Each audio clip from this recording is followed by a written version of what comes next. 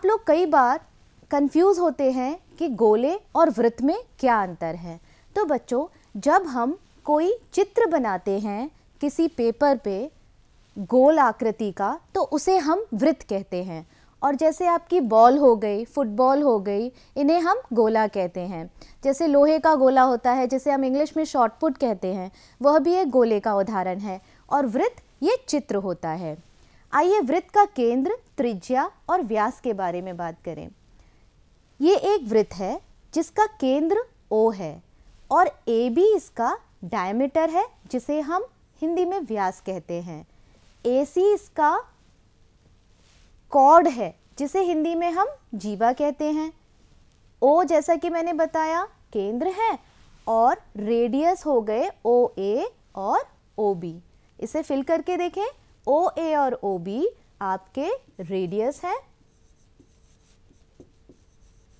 O आपका centre है, AB आपका डायमीटर है और AC कॉर्ड है। ये थोड़ी सी हमने पुनरावृत्ति की जो आप पढ़ चुके हैं। आइए अब मैं आपको वृत्त का दैनिक जीवन में गणितीय प्रयोग बताती हूँ। आप लोग वृत्त तो समझ गए होंगे। तो बच्चों, वृत्त के लिए हम लोग इस तरह से, दिखाई दे रहा है सबको, वृत्त के लिए हम लोग इस तरह का 2 वृत्त काटे, गत्ते पे चिपकाए, और ये जैसे मैंने 12 का पहाड़ा बनाया है, आप इस तरह से कोई भी टेबल बना सकते हैं। अच्छा, इसी के विपरीत पीछे मैंने क्या किया है, आप लोग जैसे डी यूज़ करते हैं, प्रोट्रैक्टर, ये हमारा मैथमेटिकल डी है जो टीचर्स यूज़ करते हैं, है ना, ऐसा आपका छोटा सा होता है। तो उसी डी को हम इस वृत्त के माध्यम से दर्शा सकते हैं। यहाँ पर मैंने ठीक डी की तरह, ये हाफ डी ऊपर है और आधा डी नीचे है, ये 0 से 180 डिग्रीज तक है, और नीचे वाला 360 तक है 180 से। और एक बीच में हमने एक थ्रेड लगा दिया, धागा लगा दिया है, जो ये दर्शाएगा कि ये 0 डिग्री है, ये 10 डिग्रीज है, ये 90 डिग्री है, ये 120 है, ये 180 है, और ये नीचे अगर हम आए तो 270 है। तो ये एक एक्टिविटी है, ये आपका प्रोजेक्ट रहेगा जो आपको इस पार्ट में करना है। उम्मीद है आपको अच्छा लगेगा। अब जो मैंने अभी आपको एक्टिविटी कराई, उसी पर आधारित हम आपका ज्ञान परखते हैं। तो बच्चों, मैंने जैसे बताया था कि ये केंद्र है, ये वृत्त हो गया, तो ये वाला कोण कितना हुआ? सोचिए सोचिए। अगर आपने 0 डिग्री कहा है तो आपका उत्तर बिल्कुल सही है, ये 0 डिग्री हुआ। अब यहाँ पर मैंने आपको पहले बताया था कि हम अर्धवृत्त को अगर 3 बराबर कोणों में बांटते हैं तो 60-60 के कोण होते हैं। ये 60 है, ये 60 है और ये 60 है। इसका मतलब ये कोण कितना हो गया? 60 डिग्री। अच्छा, 60 में 60 जोड़ा, ये हो गया आपका 120 डिग्रीज, 120 डिग्री, और ये वाला हो गया 180 डिग्री। ठीक है। अब अगर मैं पूछूं कि इन बीच वाला कितना है, सोचिए। जब हम ध्यान से देखेंगे तो ये एक समकोण बन रहा है, तो यहाँ पर आप क्या दर्शाएंगे? 90 डिग्री।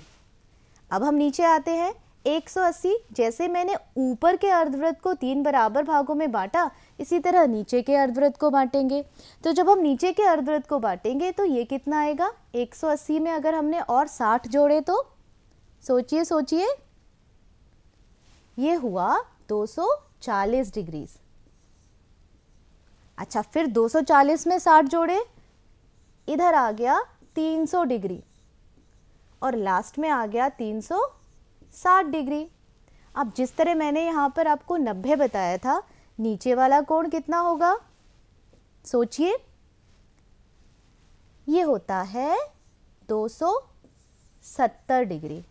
तो बच्चों, ये जो कोण, थोड़े से कोण मैंने आपको इस गतिविधि के माध्यम से दर्शाए हैं, ये बहुत इंपॉर्टेंट है और हमेशा आपके दिमाग में रहने चाहिए। आइए अब हम करते हैं पाठ में अर्धवृत्त के कोण। तो बच्चों, अभी मैंने आपको समझाया था कि अर्धवृत्त होता है सेमी सर्कल, मतलब किसी भी वृत्त के आधे भाग को हम अर्धवृत्त कहते हैं। अर्धवृत्त में जो कोण बनता है मतलब ए बी अगर आपका डायमीटर है, व्यास है, और ए बी जो इस अर्धवृत्त के किसी भी बिंदु पे कोण बनाएगा, उस कोण को हम लोग अर्धवृत्त का कोण कहेंगे। तो अपनी अभ्यास पुस्तिका पर चित्र अनुसार एक वृत्त खींचिए जिसका केंद्र O है। O हमें केंद्र लेना है। इसका एक व्यास AOB खींचिए। व्यास हमने AOB ले लिया। अब वृत्त पर बिंदु C लीजिए, जो हमने यह लिया। वृत्त पर बिंदु C लीजिए और फिर C को A और B से मिलाइए। C को A और B से मिलाया। अर्धवृत्त ACB में व्यास AB के द्वारा अर्धवृत्त के बिंदु C पर बने कोण का नाम कोण ACB है और इसी ACB को हम अर्धवृत्त का कोण कहते हैं। अर्धवृत्त का कोण होता कितना है, इस पर हम आगे बात करेंगे। तो बच्चों, अभी आपने ये समझा कि अर्धवृत्त का कोण होता क्या है। तो जब भी कोई भी अर्धवृत्त में कोण बनेगा उसे अर्धवृत्त का कोण कहते हैं। आइए मैं थोड़ा सा और बताती हूँ। ये भी अर्धवृत्त का कोण है, ये भी अर्धवृत्त का कोण है, ये भी अर्धवृत्त का कोण है। मतलब कोण आपके अनगिनत बन सकते हैं। ये तो हमने एक कोण आपको दर्शाया है। तर्क से निष्कर्ष निकालिए। मान लीजिए ये कोई 3 वृत्त हैं। 3 अन्य अर्धवृत्तों के कोणों के साथ भी यही प्रक्रिया दोहराइए। जो गतिविधि हमने पहले की वही गतिविधि अब बाकी 3 कोणों के 3 वृत्त के साथ भी हम अपनाएंगे और प्राप्त परिणामों को निम्नवत सारणीबद्ध कीजिए। तो बच्चों, अर्धवृत्त का क्रमांक नंबर 1, जो हम पहला अर्धवृत्त अगर हम बात करें तो कोण ACB कितना है, ये वाला। ये जब हम मापेंगे तो ये आ रहा है आपका 90 डिग्री।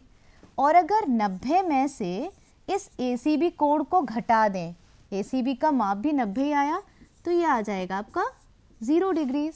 सिमिलरली दूसरे चित्र में कोण ACB, यहाँ भी अर्धवृत्त में जब हमने नापा तो ये 90 डिग्रीज आ रहा है। अब इसे जब हम 90 से घटाएंगे तो ये भी आपका आ जाएगा 0 डिग्रीज।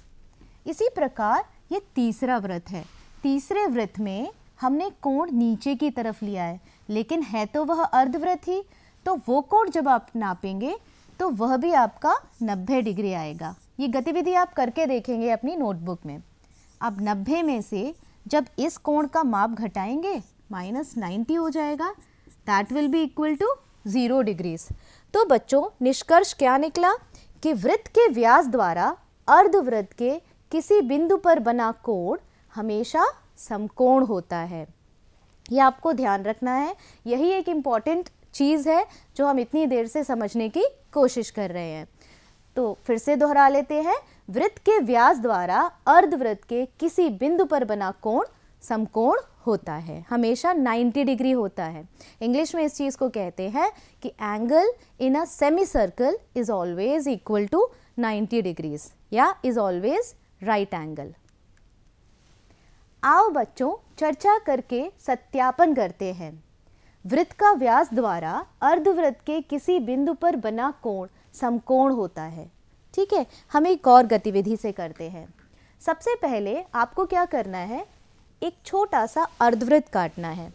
ये मैंने आपके लिए रेडी रखा है इस प्रकार।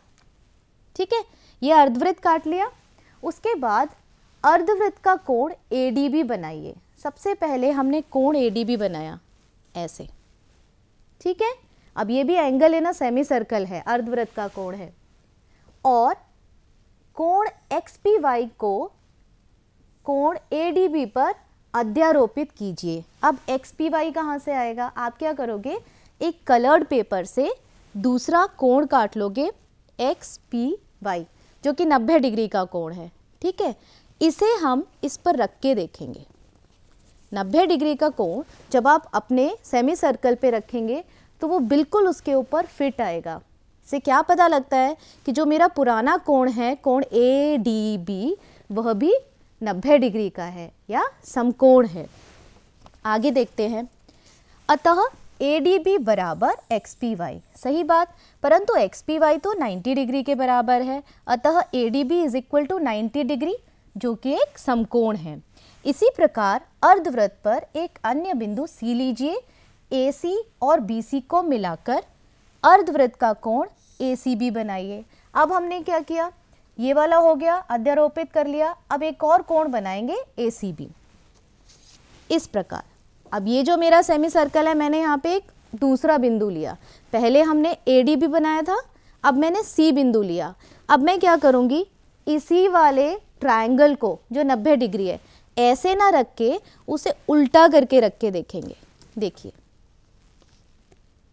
जब हम उल्टा करके C बिंदु पर रख रहे हैं तो वहाँ पर भी वह फिट आ रहा है और ये बिल्कुल सीधा लाइन से मिल रहा है डायमीटर से।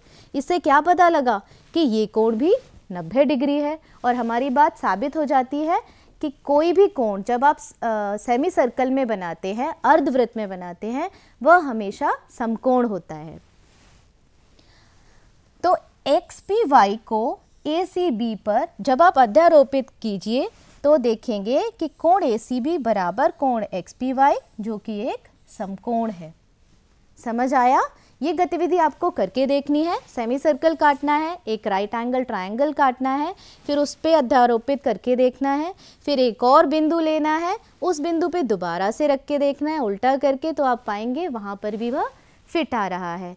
क्या सीखा हमने? कि अर्धवृत्त का कोण समकोण होता है।